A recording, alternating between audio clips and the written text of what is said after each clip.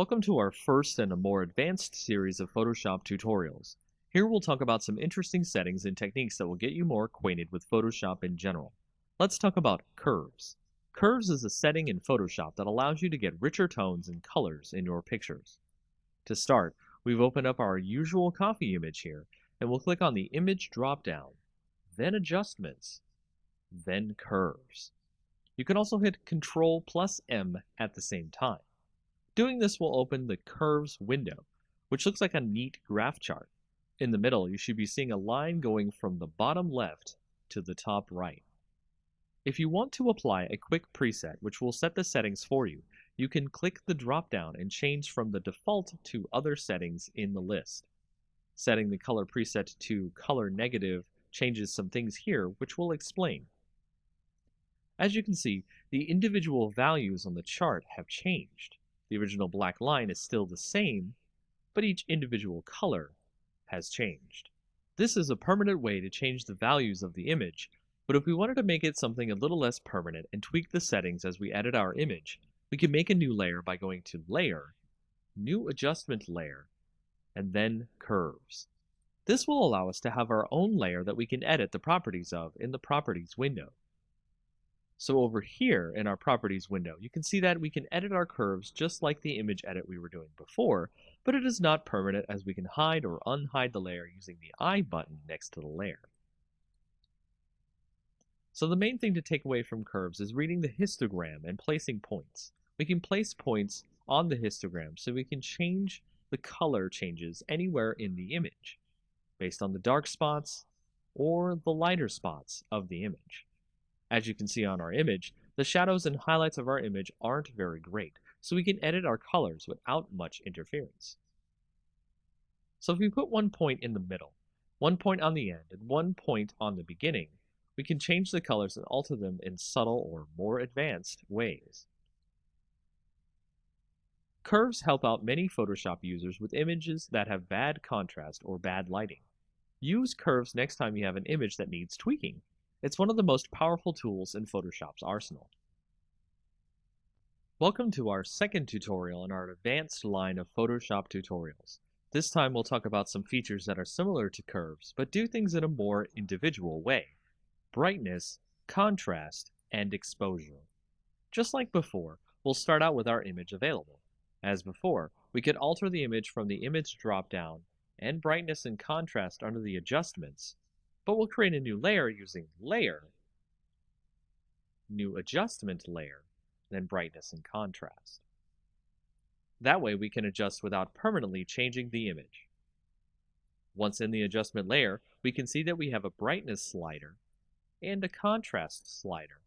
Tweak your image using these settings. Left is less brightness, making it darker. Right is more, making it lighter. Negative contrast washes out the colors, while positive contrast makes the colors stand out more, but it can make the shadows too dark. Next, we'll add an exposure layer. Go to Layer, New Adjustment Layer, then Exposure Layer. Doing this, you can see we have more sliders here. The exposure slider going from negative to positive can darken and lighten the image much like the previous layers. Offset itself changes the absolute light and darkness in the image, so treat that option with care. Gamma correction allows you to add and subtract gamma, general lighting, to the entire image. It starts out at 1, and going left adds more gamma, while going right subtracts gamma. Using all these options allows you to tweak the image as you see fit, so you can make best use of lighting to get the image you want right for your projects. Welcome to the third advanced tutorial in our Photoshop series. We'll be talking about the hue and saturation layer, which works similar to our other layer and adjustment tutorials. Here I have my own image open from before. To set up a hue and saturation layer, just like before, we'll go to Layer, New Adjustment Layer, then put a new hue and saturation layer down on top of the original image. So with hue and saturation, we can see that we can adjust the layer's color's hue. The saturation, how deep the colors are, or how light they are, to grayscale, or lightness, how dark or light in general the image is. In an image, you can make the colors much more vibrant by sliding the saturation more to the right than usual. Here we can see our copy image stand out much more visually. And if we change the hue towards more of a red spectrum, we can get the copy image to be very strong in color indeed. Use the lightness slider to make sure that things aren't too bright, as extremely vibrant color can be akin to looking into the sun for some viewers of your images. That's all for this tutorial, as you can change images you see fit to make them pop. Welcome to our fourth tutorial in our advanced series. This time, we're going to go with a more exercise-focused approach to help you get more acquainted with what a client wants and needs for their projects. Today's exercise, creating web banner ads for a client. There are many sizes that a client needs for their projects, and when doing web banner ads, you may need to do all or some of them. We'll go over the industry standards so that way you can make the banners needed for your projects. The first size we'll go over is the large leaderboard. It's 970 by 90 pixels. To start, we'll create a new image, and then we'll set the width to 970 and the height to 90. That'll give us the dimensions of the image that we want. We'll create a simple white background here. Then apply a quick text ad. Make sure your text is in black so it shows up on the background. Write 10 apples for $3.99.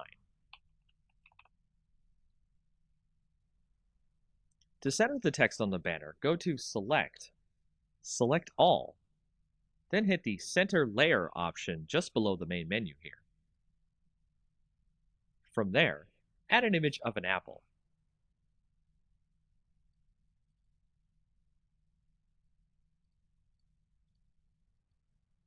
Here I've added a quick image of an apple I found on the net to both sides of the banner to give it more of a friendly look.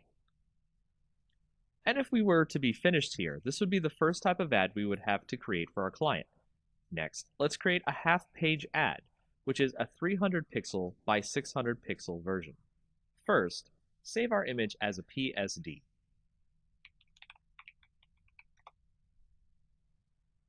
Now, change our image to a 300 by 600 canvas. Go to Image, Canvas Size, and change the inches drop-down to pixels.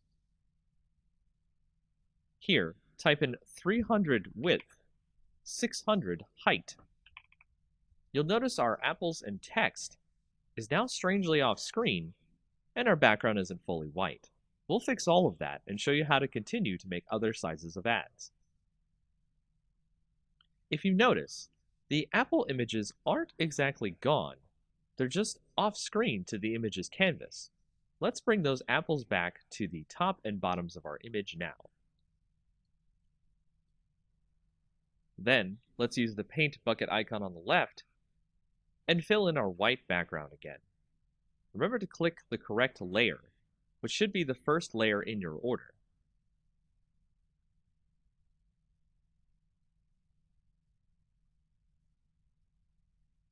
If it helps, name your layers so that you can remember which is which. Now that we have our white background again, what about our text? For that, let us change the spacing by pressing Enter on certain parts of the text.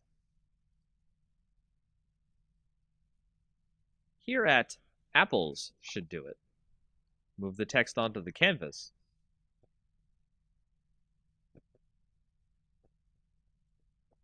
And resize the text as necessary.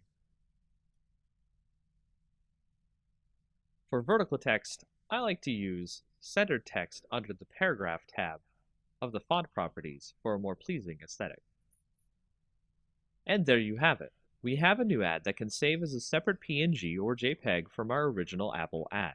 From here, we can create all the rest of the industry standard ad sizes: 160 by 600, 120 by 600, 336 by 280, 300 by 250, 728 by 90, 468 by 60, 200 by 200, and 250 by 250. See if you can make Apple ads for each one of them. For our next project design tutorial, we'll work on creating some great YouTube channel art for yourself or for any clients using Photoshop. Let's get started with the correct size for YouTube channel art. Open a new file, and then set the width to 2560 and the height to 1440. As you start off here, you can see there's a lot of space for you to create some good channel art. What I recommend here is starting out with the theme of your channel or your clients. Is it a science channel? Is it a space theme? You'll need a good background here to show off the tone and mood of the channel in question. Let's assume space is the theme here. I've gone and grabbed a freebie space background here and imported it into the image.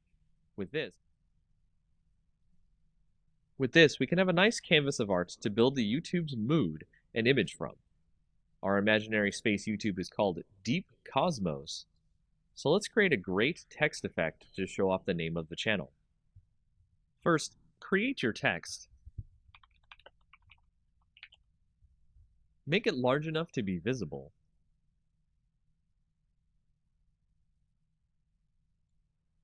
Then set the color by clicking the color part of the properties window and clicking a part of the image. Then we'll go into the layer blending option, give it a stroke, then click an inner glow effect. I've also used a different font here to give more of a unique look here. The type of font is up to you. I also recommend stacking the text on the right so the rest of the art can breathe and show off the theme for the channel. Add more text in a readable font, probably not cursive, for what the channel is used for, space exploration.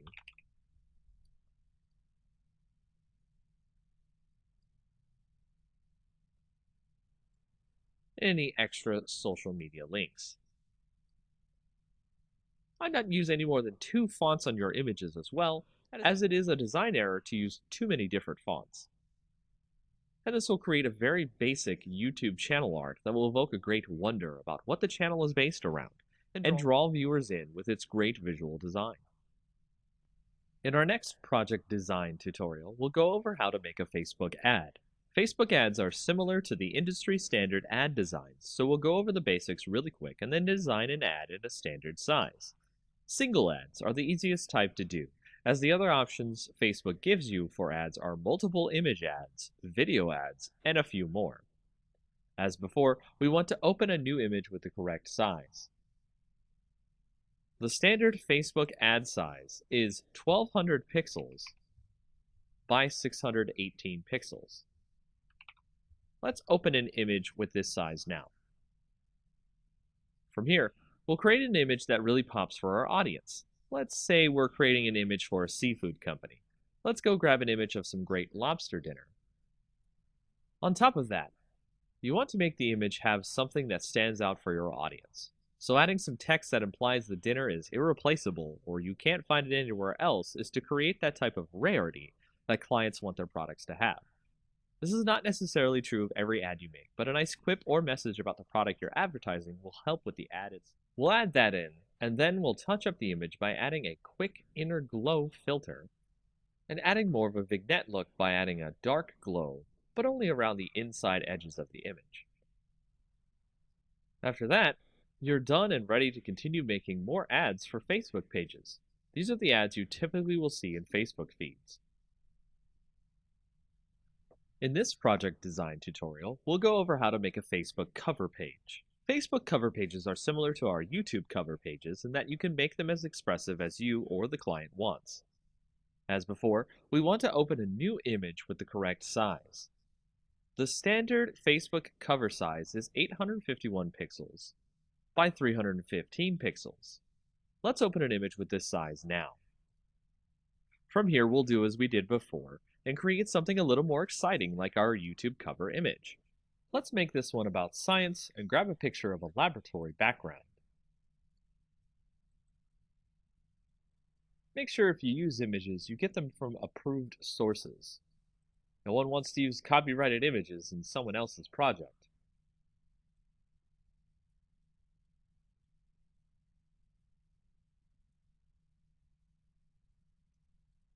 Here we'll add some text, as well as maybe some other social media URLs in our image to give the impression that the page is outside of Facebook as well.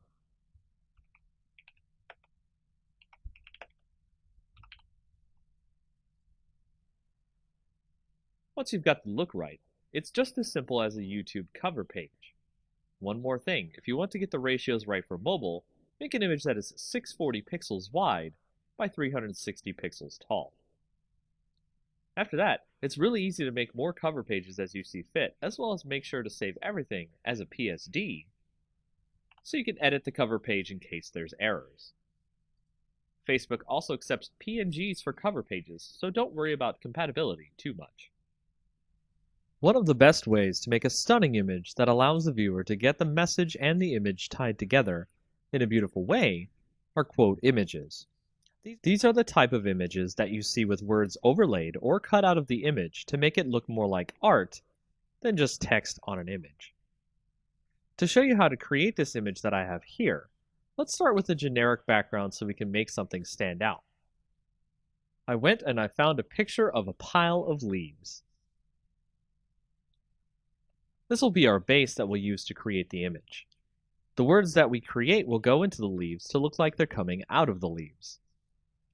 To start, I'll write the words life.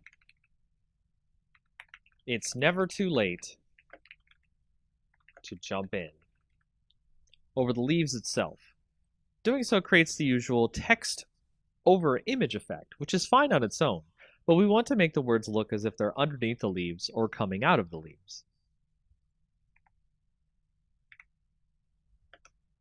To do this, let's create another background layer copy on top of the text.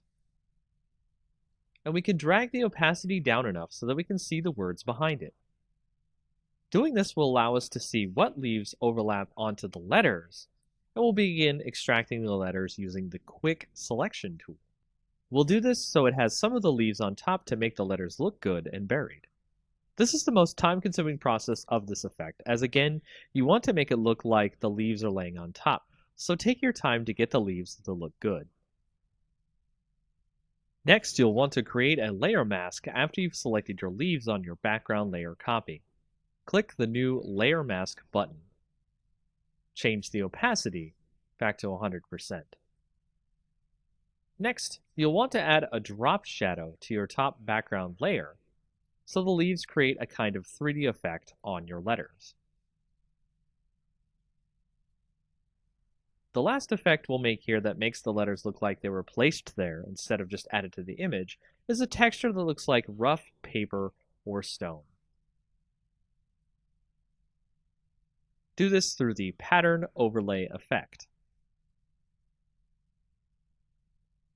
Change the opacity just down to about 20%.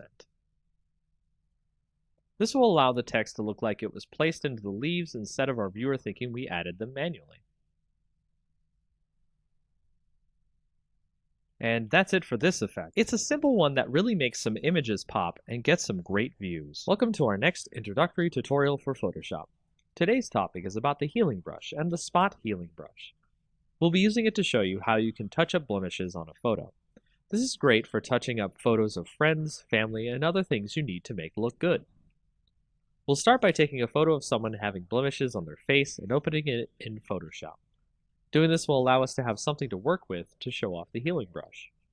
If we select the healing brush here on the left, with the nice bandage icon on it, you can see that we have options up at the top.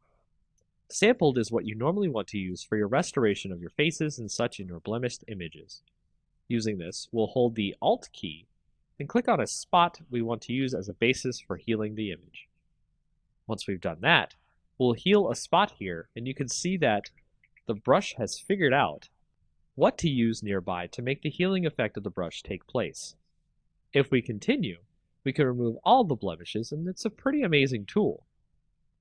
Another way we can do this is, of course, with our spot healing brush, which will do something akin to the selection tool and automatically come up with what you want to heal. At the top are our options. We can do proximity match, which will use what's around the spot you want to heal to fix, create texture, which will create a mix of textures from around the image and is generally not good for face touch-ups. Content aware will try to guess based on what's on the layer itself and what seems appropriate here. Proximity match is actually one of the best options, and you'll see that it tries to fit the fixes in where it can. So be careful with your healing. Smart filters are one of the most powerful features of Photoshop. Look great. We'll start this tutorial by showing you how we can make a smart object, add a filter to the image without it being permanent, and show you the power of smart filters that way. We'll start by opening this image of flowers here, and you can see that we have a great setup of a butterfly and some flowers. What we want to do is convert this image into a smart object, and all we have to do is right-click on the image and then click Convert to Smart Object. Doing that will set us up for any filters we want to add to this image, and it can be quite addicting to add filters and mess with the image. So let's try to isolate the butterfly here from the rest of the image. What we want to do is go ahead and go to Filter, then to go to Texture, and then Stained Glass. We'll fix the stained glass texture so that it looks smaller and looks good. We can see our butterfly in the back there. Next, we'll draw a nice quick selection around the butterfly. This is what we want to remain, and the rest stay in the stained glass filter. Last, we'll press Ctrl-I, which will put all the selection in black and allow us to see the butterfly. From there, we can tighten the mask around the butterfly so it looks like it's floating above the stained glass.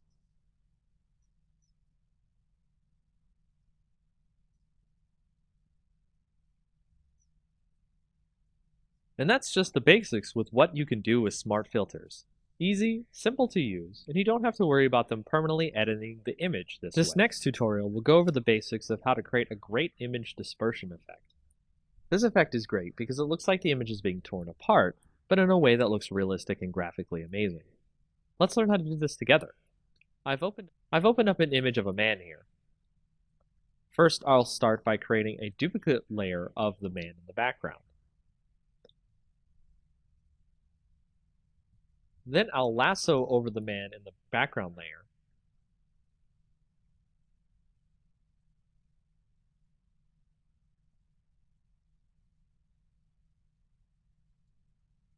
Right-click, and then do Fill. Make sure it's set to Content Aware, and it will let you fill in the background over the original man in the picture. We'll then select the entire model by using the Quick Selection tool.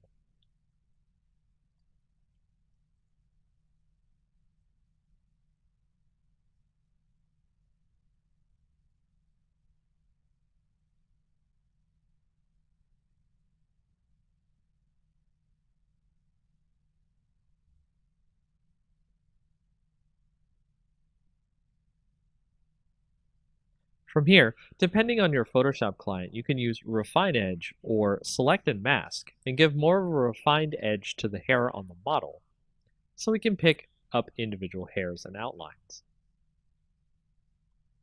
Before clicking OK on the Refine Edge, let's output the selection to a layer mask.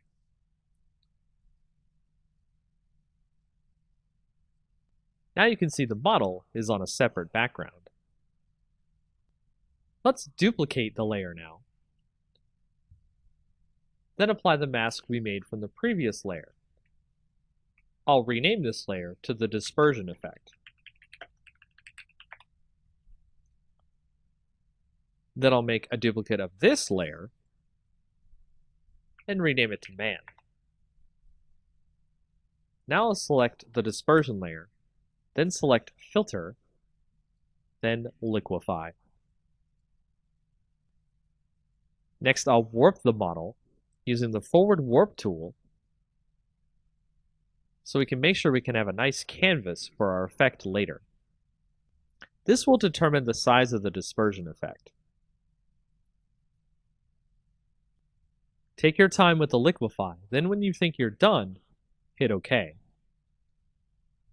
Now we'll make another mask, which we'll do by hitting Alt before clicking the new mask button, the little circle in a rectangle, so we fill the mask with black.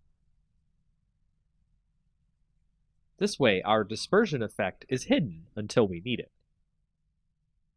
Before we continue, make the original background layer with our picture of our man hidden, so we can edit effects in. Now on our layer called Man, we'll make a new mask with no black filled in, so just click the new mask button without holding any keys down. Once we've done that, make sure you're on the Man layer's mask. Make sure your brush is set to black for the foreground color. Select the brush tool, then select a brush that will give a great dispersion effect. There are brushes out there for free you can download that will give you the effect desired, so look for them. We'll edit the image to give a bit of a destroyed look. Then we'll switch to the dispersion layer and its mask as well. Switch the color to white, and start masking in, uncovering, the warped layer we did earlier. This will give you the effect of a dispersion going onto the image and looks really great. Welcome back to our next tutorial in Photoshop. It will allow you to go over how to do really interesting images. A double exposure effect is how we'll blend two images together to make an interesting art project pop. Perhaps your client or project will want you to create some striking images here, and doing so through Photoshop, you will definitely wow the viewer of this image. Starting out, let's pick two images that we want to blend together. Here I'll blend an image of a beach ball with an orange. The idea of playing volleyball with a giant orange is pretty hilarious, don't you think? To start blending these two images together, I'll take the image of the orange, use the Quick Selection tool, and select the whole orange. Once I do that, I'll copy the orange selection into the image of the volleyball. As you can see here, the orange is way too large to be able to be blended with the volleyball. I'll need to scale the orange down to size. To do this, we'll need to make a copy of the volleyball layer to start off with. Drag the layer and make sure it's the top layer over the orange. Set the opacity to about 50%. Then we'll shrink the orange to about the same size of the volleyball. Do this by clicking the link icon up near the width and height. This way, with the opacity, we can see exactly what size we need the orange at.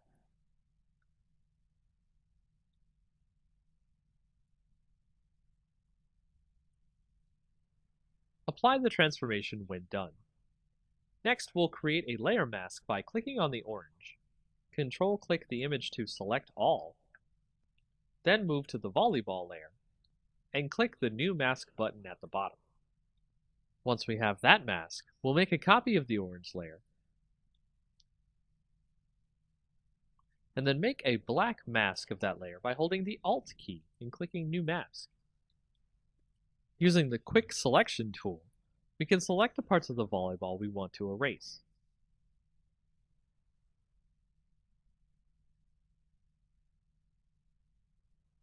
Once we've gotten the image the way we want, you can see that it has this great dual blend effect of having a volleyball that looks like a huge orange. Make sure to leave on the background for the largest effect of showing off the volleyball orange in the scene. Now you know how to use layer masks to blend two images together. We'll be doing this tutorial about a great neon text effect for your text.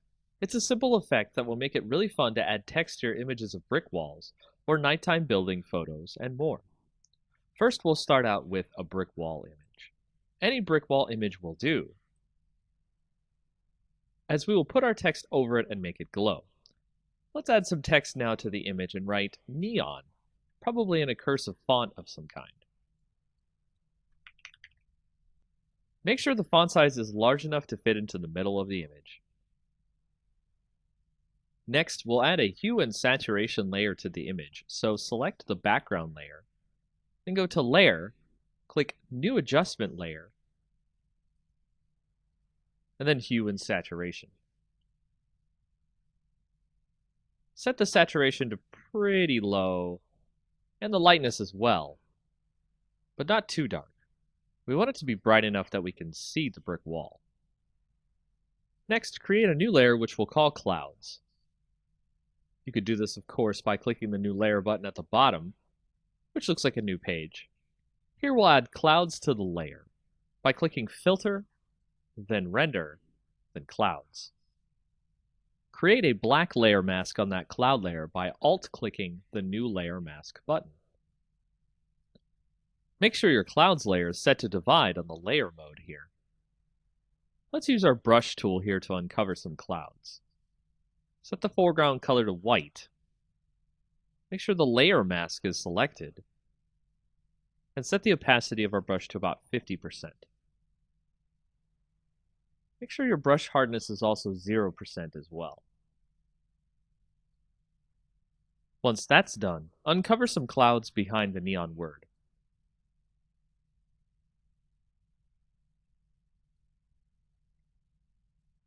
Next, we'll start working on our text.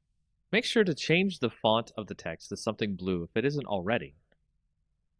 And go into the layer blending modes.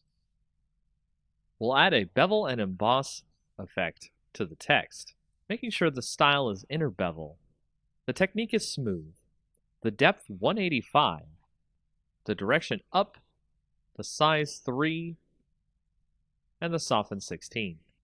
We'll also add an inner shadow effect, where the blend mode is multiply, the opacity 40%, the distance 5, the choke 0, and the size 5.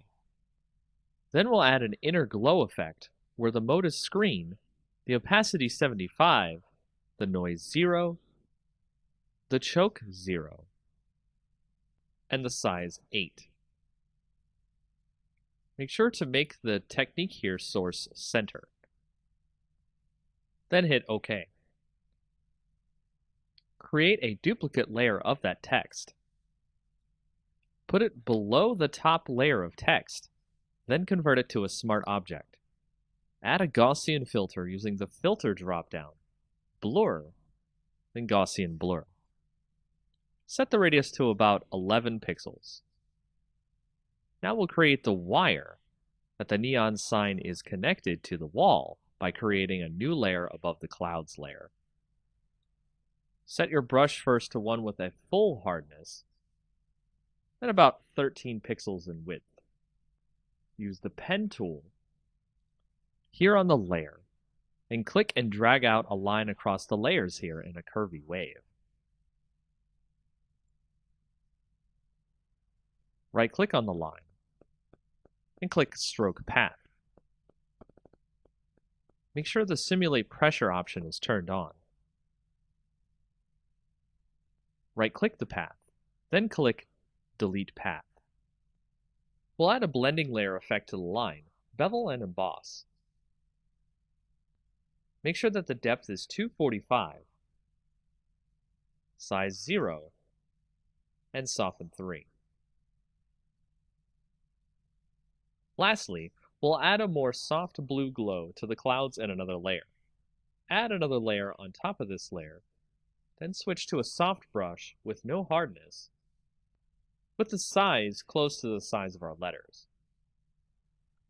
Set the opacity to about 63%. Brush in some blue. Set the layer blending to soft light. And there you have it. Welcome to our next Photoshop Our neon tutorial. sign is This time complete. we'll be doing a great fire text effect. This can create a great illusion of text that looks like it's either made of fire or on fire. We've already started with a great fire effect image we'll use later in the tutorial. We'll proceed by opening a new file, making the height 1280 and the width 720. Change the background to black by using the Paint Bucket tool, and make sure the foreground color is black. Use the Text tool next, and a great tall font. I'll type the word fire here so we can see the effect on it later. Let's go to the blending options on our layer and add an outer glow. Change the color in the box here to F70300, then hit OK. Select the satin blending next and change that color to 872D0F, and hit OK as well. Change the opacity on the satin effect to 100%. Change the distance to 10 pixels, then hit OK. Now select Inner Glow. Change the blend mode to color dodge here. Next, change the color to E5C23B, then hit OK. Change the opacity to 100%, the size to 10 pixels, then hit OK. Now we're done with our text, so hit right-click on the text layer and rasterize our type. Now we're going to fade out the top of our fire text. So use the eraser tool and set the brush to 250 pixels with 0 hardness. Erase some of the text as you see here.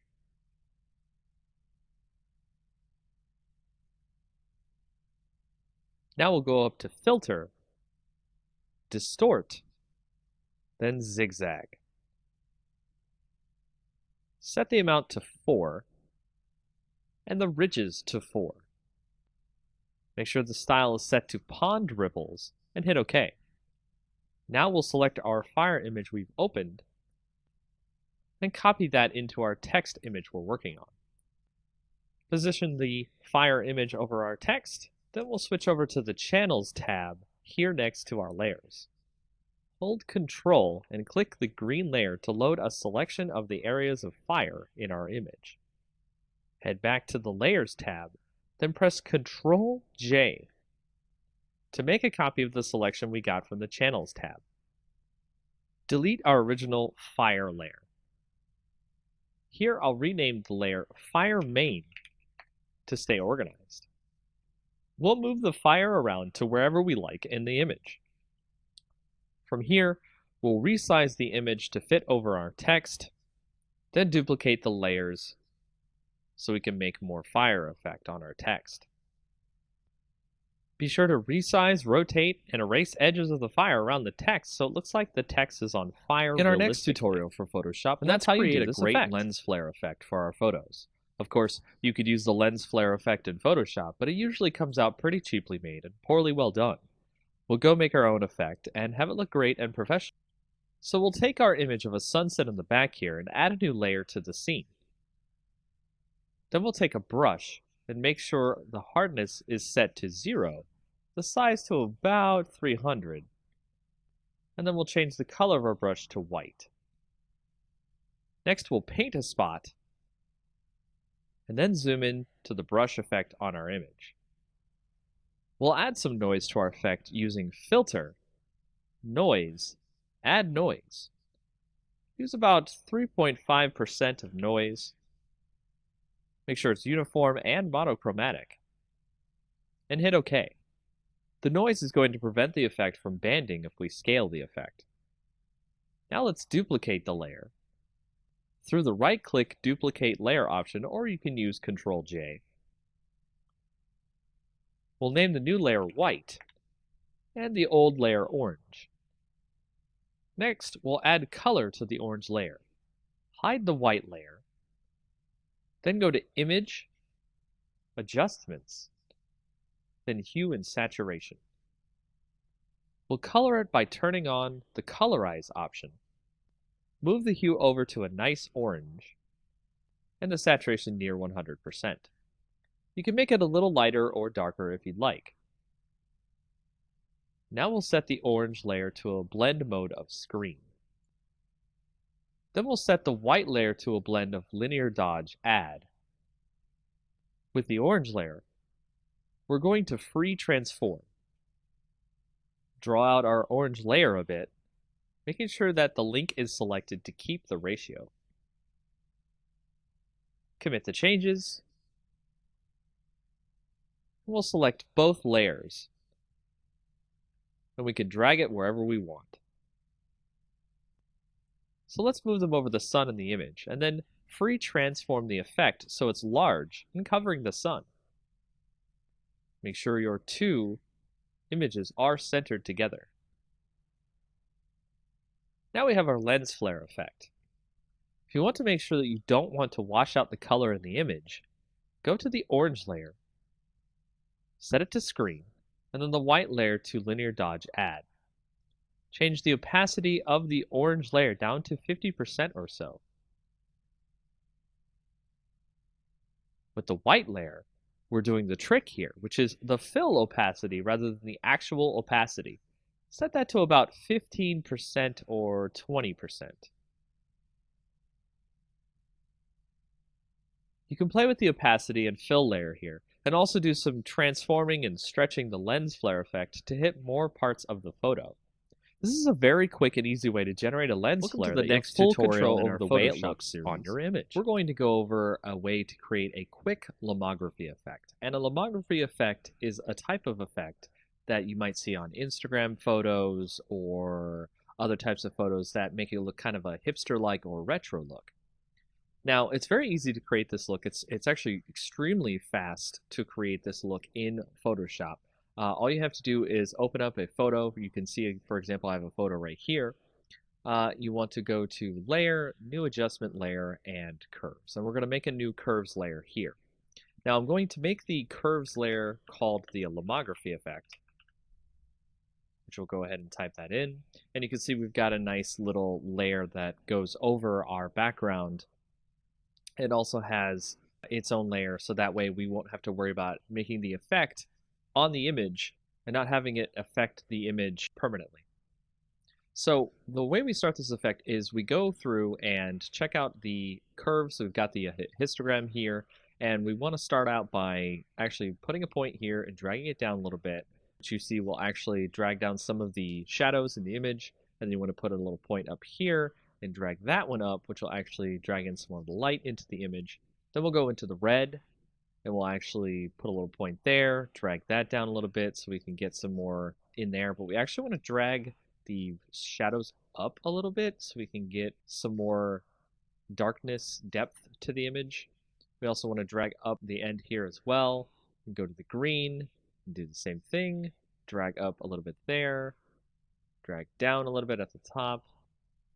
And then when we get to the blue, we'll actually do this a little bit different. We actually want to drag up on the previous one, and we actually want to drag down at the top here, which will actually add a lot of different blues to the image there. So if we go back to the original RGB, we can actually pull up the shadows a bit, because we want to create that kind of soft tone in the shadows as well. And by doing that, that allows us to create a great lomography effect. It's actually kind of overdone here. It's a little bit too much on the image. So if we go to the opacity, and when you turn the opacity down to maybe about like 50, 55, you can see that it has put itself over the image, and you can see a nice effect on your image that gives it kind of a hipster or retro look. And you can turn on and off the layer to see the difference in the image. Welcome to our advanced GIMP tutorial, where we'll actually show you a way how to do digital black and white conversion. It's quite an easy effect to do.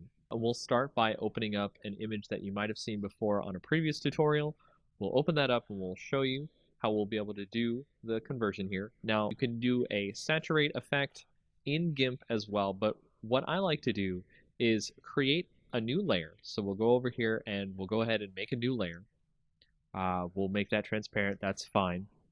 And from there, we'll also create a layer mask. So go ahead and add a layer mask to this layer. Make sure that it's set to white so it's full opacity. And you want to change this layer's mode to saturation.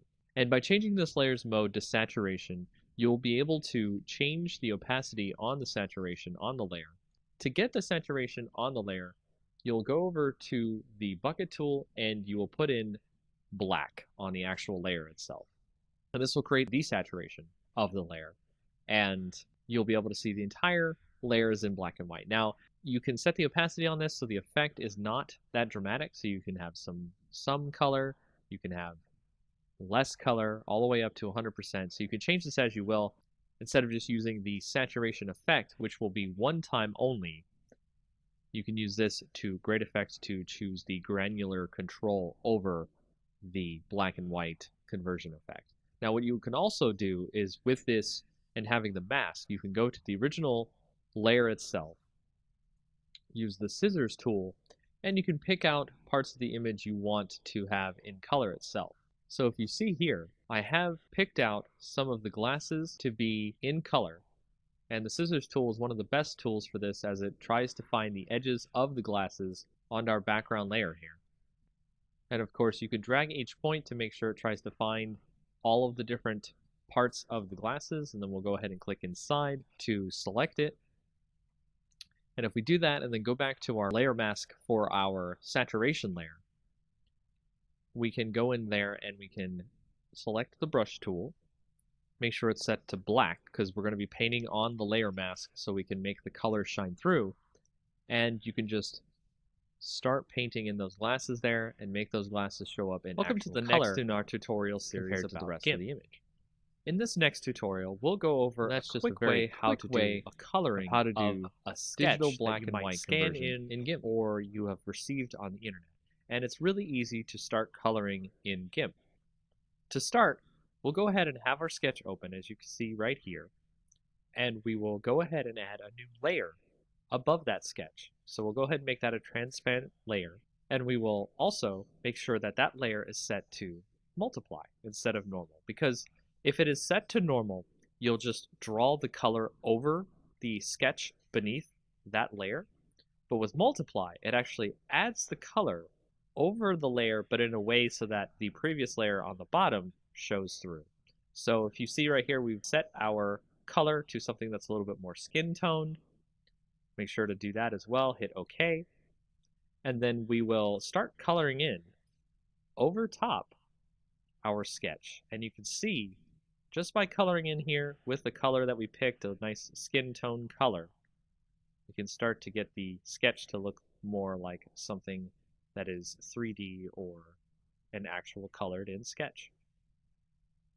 Now this is a part of the longer process here, is to color in all the parts you need.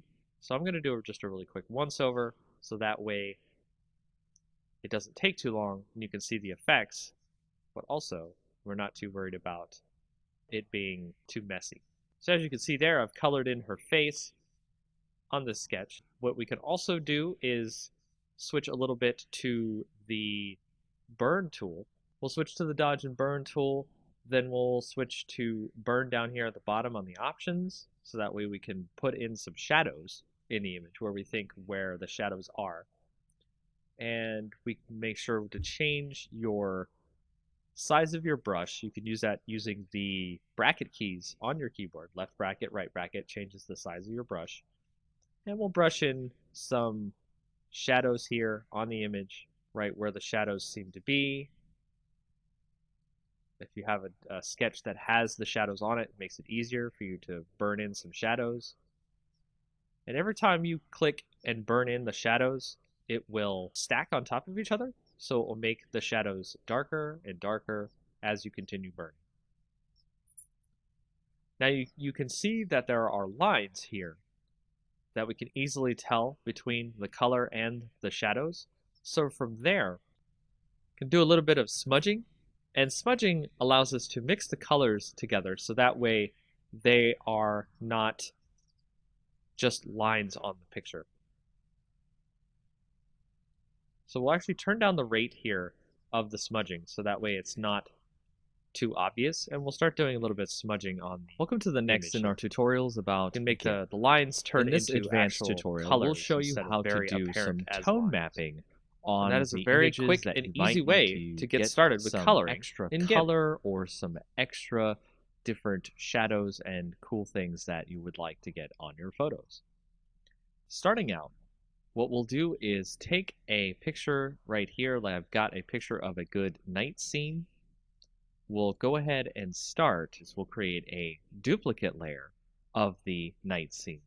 And what we need to do is create a special enhancement filter called Advanced Tone Mapping. Now, this doesn't normally come with GIMP, so I recommend that you go find a plugin for Advanced Tone Mapping. It's very easy to find on the internet. GIMP itself has a repository of plugins that you're able to find Advanced Tone Mapping. And once you get that and install it into your GIMP plugin folder, you're going to go into GIMP and use Enhance Advanced Tone Mapping under the filters. Then that will show you a pop-up dialog window that you'll want to switch the copies of the merge layer. You want to make it about 5. Press OK. It'll create a bunch of different colors and make the whole thing look really good. From there, you want to right-click on the layer and click Merge Down, and just merge down until you get one picture, one layer. Next, you'll want to go up to the colors and do levels. And on the levels, you want to switch that to maybe about 94, 93, or 92 on the gamma. Press OK there so we can get that into our picture. The next thing you want to do is create another duplicate layer. And then on that layer, you want to click Colors, Desaturate. And from there, you want to actually have it at lightness. You can do luminosity, you can do average. You can see that it changes the different shades of gray. But let's choose lightness, click OK. And then you want to go back over to Colors, click Invert, and you'll see all the different colors inverted here. Then you want to go to Filters, Blur, Gaussian Blur. And you want to set that blur to about, I think I want to do 20. 20 here seems fine. So now to blur the whole image, what we're going to do with this blurred image is we are going to switch the mode on the top layer here to overlay. And now you'll see it has overlaid onto our image down below. And you want to tweak this by using the opacity bar over here on the right.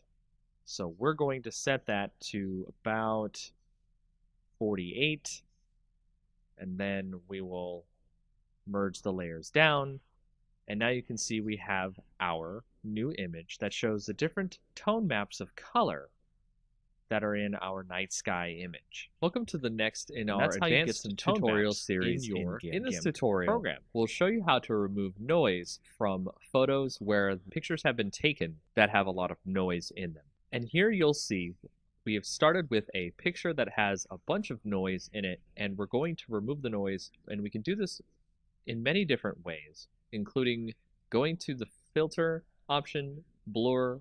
We can do a regular blur, or we can do a Gaussian blur. And a lot of people like to use these blurs to get rid of the noise in the image. However, there is a better tool to get rid of the noise in images. It is an extra GIMP plugin that you can go find. Once you download that and put it into your GIMP program, you'll see it under your Enhance Filter options, and it's called Wavelet Denoise. And Wavelet Denoise will allow you to bring up this dialog box that produces a better algorithm to remove the noise from your images. And when you go into it, you can see a preview of the image and the noise that will get reduced.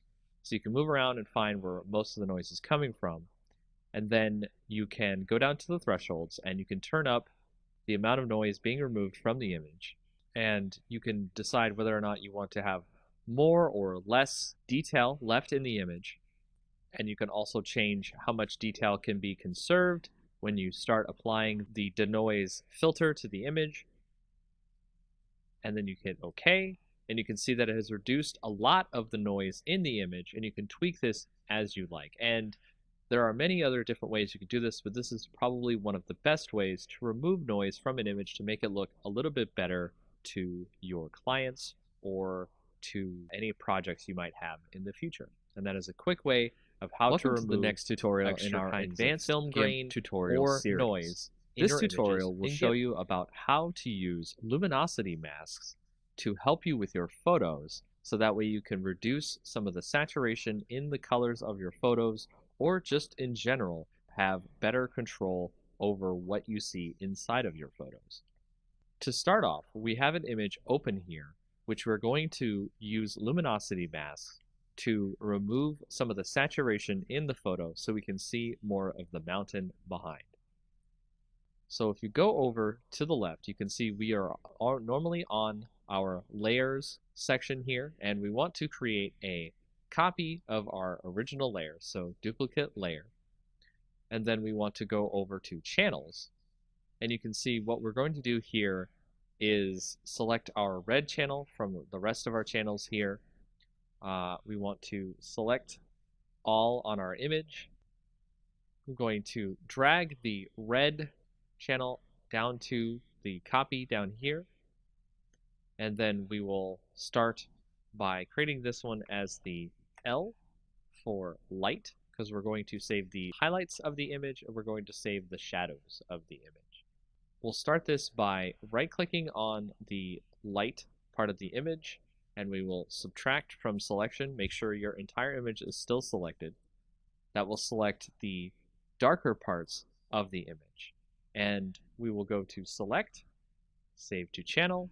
That'll actually save the shadows of the image. So we'll save that as D for dark. And then if you right click on our layer again, our light channel here, click subtract from selection one more time, it gets even further darker, and we'll save that as DD. And then we'll go back to our lights again, subtract from selection one more time, and we'll save that as DDD. So that way you can see all the different shadows have been saved now out of our image, and we'll now go and save the lighter parts of our image instead of our darker parts. So select none, then go to our darker parts of our image, select all, and when you do this, you will get the lighter parts of the image instead of the darker parts, and you will do the same thing as you did before, which is you will click Save to Channel, and then I'll save this as LL, go back to the dark parts, subtract from selection, and we'll do it again, select, Save to Channel, and then we'll save that as LLL.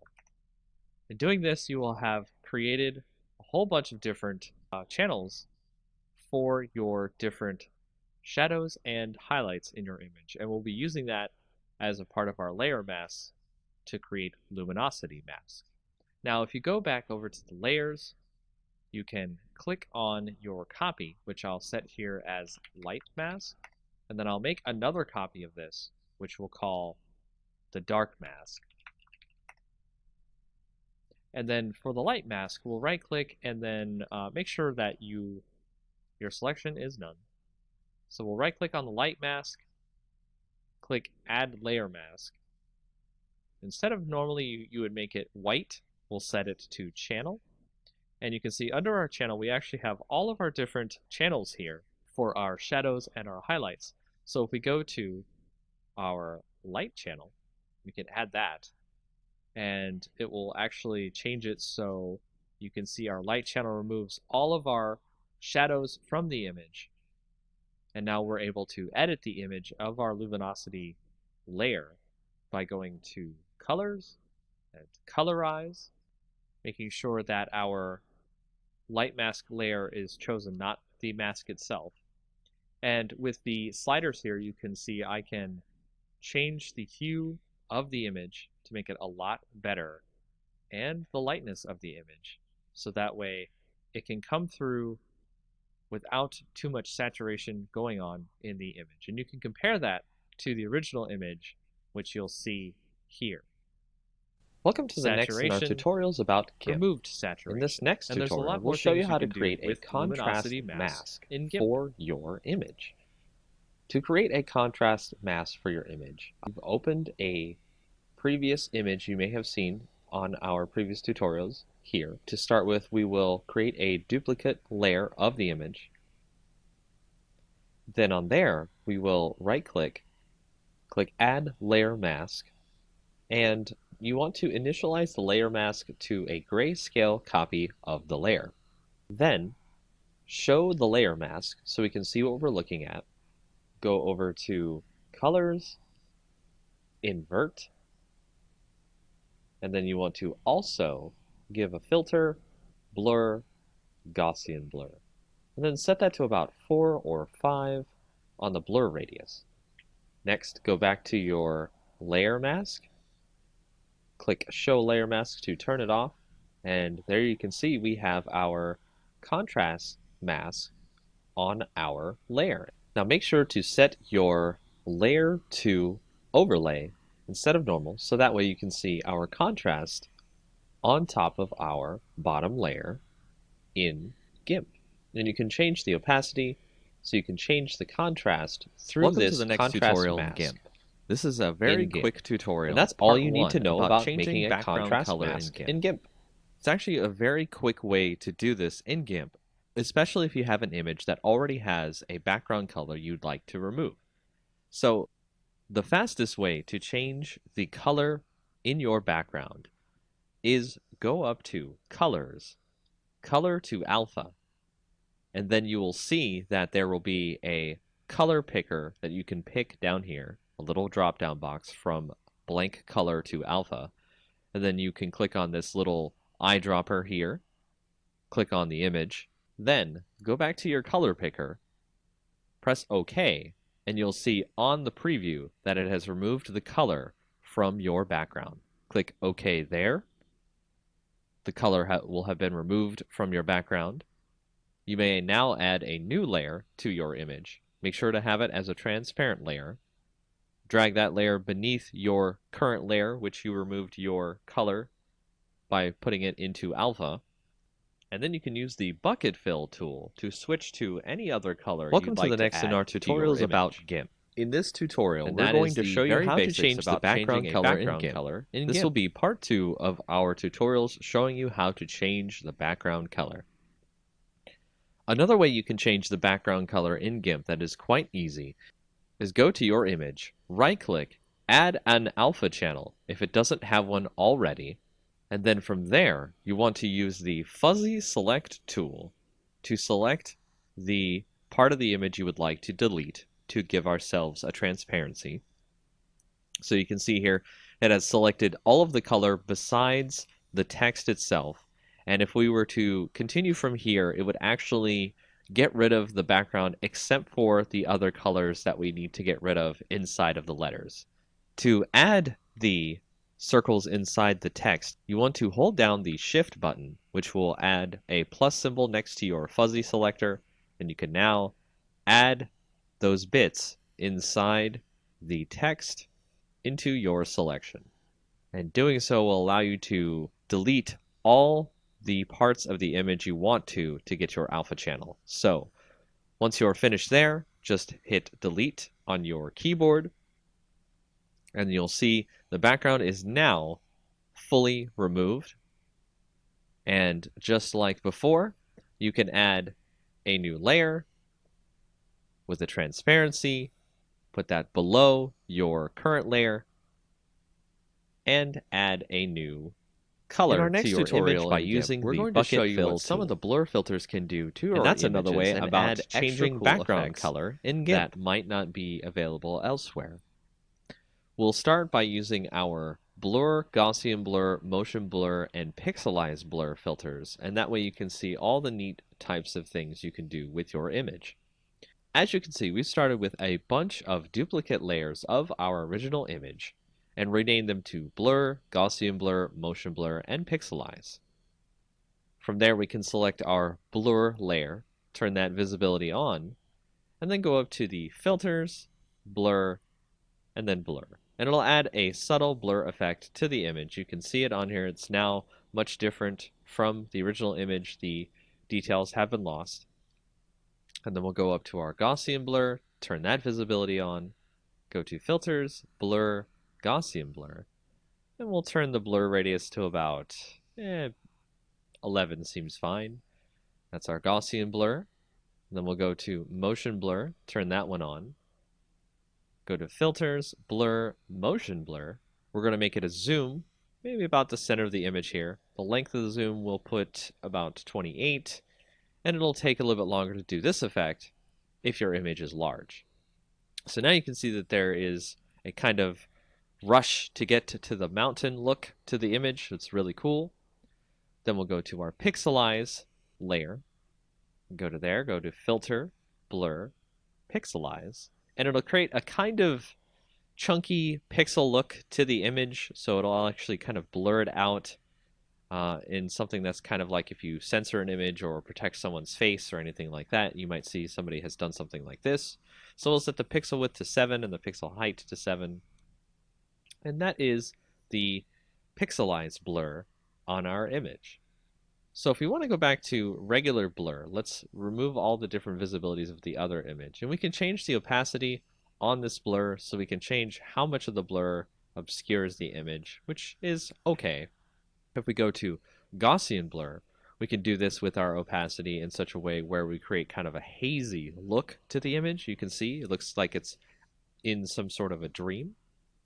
Then to motion blur, if you wanted to change the opacity on there, it creates more of a kind of like ray-like effect coming out from the image itself. So you can dial that in as much as you want or as you like. Then if we go to pixelize, we can do the same thing where we can turn the opacity up or down on that, but it just changes whether or not the blocks show up. What we can do here is we can select part of the image and we can create kind of a border in the image. And to do that, we've selected a spot in the image. And then you'll want to go to the pixelize layer, add a layer mask, make it the selection that we've just put onto our layer, but invert the mask because we want a border on the inside and not just the inside of the selection as our pixelized blur. And then click add, and you can see now on the edges of the image, if you right click, select none, you can see on the edges of the image, Welcome back to our tutorials in GIMP. Pixelized For our next border. tutorial, we'll show you about And the that's selective an intro Gaussian to some of the blur, different blur filters and how it can be in used GIMP. to remove noise from your images. Just like our previous tutorials where we've shown you how to reduce noise, we can select part of the image that we want to remove the noise from. As you can see here, I have a selection. Then go up to Filters, Blur, Selective Gaussian Blur. And in that, you want to select where the delta is. That's basically telling the Gaussian blur how much of the image you'd like to remove the noise from, and set the blur radius so that way it can come out looking good. As we hit OK here, you can see that it has removed a lot of the noise from the image Welcome to our by next tutorial getting in rid GIMP. of the noise We'll go through over the blur. more tools that have been used And in that's GIMP just a quick to way to show create you how to do different selective effects Gaussian in blur your in image. GIMP. The tools we'll go over for this part of our tutorial will include the clone tool, the healing tool, the perspective clone tool, the blur and sharpen tool, the smudge tool, and the dodge and burn tool.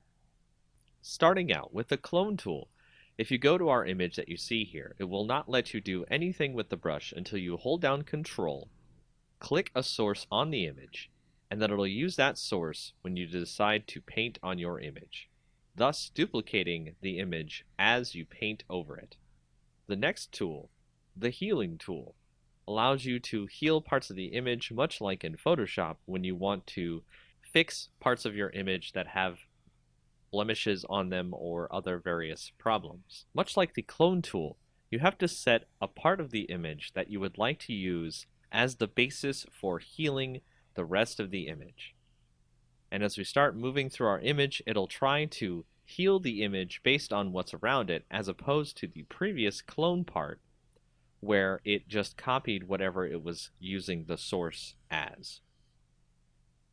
For the perspective clone tool, we can modify the perspective of our image, not in a permanent way, but in a way that GIMP will use when we decide to clone the rest of the image later. By going to the perspective clone option in the tool options, we can now set a source that we'd like to clone from, say this corner up here where the perspective will be changed, and we can paint that into our image. And as you can see, the perspective of the image in the upper left is now in our bottom right at a very different perspective. The next tool, Blur and Sharpen tool, we can set to blur. And then on our image, we can start blurring out parts of the image as we need to. And then if you set that to sharpen, you can sharpen parts of the image as you need to. You can turn up the rate on this to increase the sharpen amount, so that way you do not have to sharpen more than once on an image. If you go to the smudge tool, this will use the colors around it and smudge them together so they become more of a blur with all the colors that are included when you start smudging. The next tool, the dodge and burn tool, allows you to dodge, which is lighten up the colors in an image, but also do burn, which allows you to darken the colors in the image. In our next tutorial of GIMP, we'll go over some of the color tools that you'll use on your images to change various parts of your image. Much like Photoshop, these are some of the main tools you will use to switch color balance, brightness and contrast, curves, and more. So to start off, we'll go to the Colors section, Color Balance. This is probably the main tool many people use to change the actual color in the image to something that they think is much more appropriate for the image in general. And as you can see, we can change these values to increase more of the color that we want to add to the image or subtract the color. And we can change the shadows, the midtones, and the highlights of the image. The next tool is Hue Saturation, which allows us to change overall the hue colors that are added to our image. So we can make it a green or a pink or what have you. We can change the lightness of the image, how much extra light is in the image, or if there's more shadows. And we can add more saturation of color to the image or make it more toward grayscale. With the Colorize option, we can do this in a more direct way, where it adds the color directly over all of the image. And of course, you can do this with the saturation and the lightness as well. With the brightness contrast, we can change the brightness to be less on the image, the contrast to be more, and vice versa. With the threshold, we can change what the image sees in terms of darkness or light. And for this, I would recommend using a layer mask so you can have something to blend over the image itself instead of leaving this as its own layer.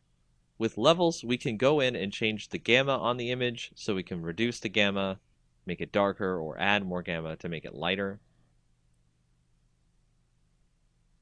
With the curves, this is much like Photoshop, where you have a histogram, and you can set the points on the curves to drag down the shadows, increase the highlights, and change the way the image looks on a very granular basis. If you go to Posterize, it creates an image that reduces its colors into various channels of colors. You don't see many colors if you go lower on the Posterize levels. That looks like it was created in older graphics editors. If you go to Desaturate, we've been using this in a lot of our previous tutorials where we can desaturate by removing the colors from the image, and we can choose based on the luminosity, the average, or the lightness. Welcome to our next tutorial in GIMP. In this tutorial, we'll show you how to use the overview of all the different color tools. So go over and click your Paths tool here. And on the left in the tool options, you will see that you have the Design mode, the Edit mode, and the Move mode. The Design mode allows you to create points on your image that will create a path. To connect the paths together so that way you create a completed path, go to Edit once you are finished clicking on the last point for your path, and then click on the starting point of your path. That will complete your path. From there, you can move the path if you need to, and you can start doing a selection from the path or stroke the path if you need to. As a solid color pattern, you can set the pixels of the line, and so on. Another mode you can do with paths is you can create a new path where you can create a curvature to your path. And this allows people to create some very interesting and unique paths. To create this Welcome path, to our next you tutorial must in make GIMP. sure that you have the Now, in our polygonal previous option tutorials turned off. of GIMP, you may have asked And yourself, that's a very basic how do I way to use install paths those in GIMP, scripts, plugins, and brushes that I see on the internet for GIMP. For example, we actually had a filter earlier that we used called the Advanced Tone Mapping, and we actually had to install that into our GIMP plugins folder, and the wavelet denoise we also had to install. So how do you do that? Well, once you find the plugin of your choice, for example, when we had to get wavelet denoise, you can go into your folders for GIMP, usually under Program Files, GIMP2, and then you'll see the different folders you have for GIMP. If you go into the lib folder, then go into GIMP, then go to 2.0 or whatever the version is, you will find the plugins folder. And this is the folder you will want to bring any plugins that are exe files that GIMP uses as extra plugins for its program. As you can see here, the Wavelet Denoise program is where we put that plugin. For other different things you want to put in your GIMP program, you go to the Share folder, the GIMP folder inside there, the version folder inside there, and then you can see that there are brushes folders, scripts folders, and various other folders you can bring extra things into GIMP to use for your projects. So if you have a script, for example, the Advanced Tone Mapping script, this is where it goes inside your GIMP program. And once you put those files into the correct folders you need to put them in, all you have to do is restart your GIMP, and you are ready to use your scripts, plugins, and brushes.